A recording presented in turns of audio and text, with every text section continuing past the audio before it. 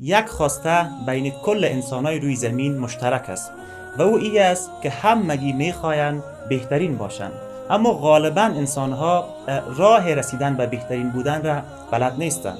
اما رسول الله صلی الله علیه و سلم این راه را زیبا تعریف میکنند و میفرمایند خیرکم من تعلم القرآن و علمه.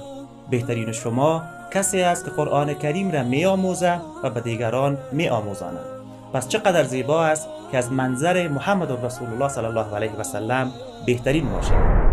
أعوذ بالله من الشيطان الرجيم. بسم الله الرحمن الرحيم. إذ نسويكم برب العالمين وما أضلنا إلا المجرمون فما لنا من شافعين ولا صديق حميم فلو أن لنا كرة فنكون من المؤمنين إن في ذلك لآية وما كان أكثرهم مؤمنين وإن ربك لهو العزيز الرحيم.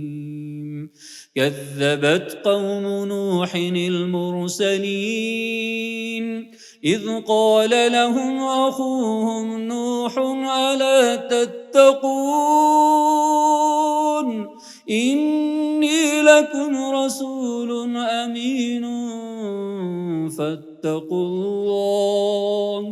فاتقوا الله وأطيعون وما أسألكم عليه من أجر إن أجري إلا على رب العالمين. صدق الله العظيم. اکادمی آنلاین قرآنی محمدی با بهترین اساتید از طبقه ذکور و اناث و با برنامه کامل و جامع و صنف‌های خاص و جداگانه برای هر شاگرد این زمینه را بر شما مساعد ساخته تا در هر نقطه از دنیا که هستین دروس قرآن کریم را به گونه درست و زیبا فرا بگیرید.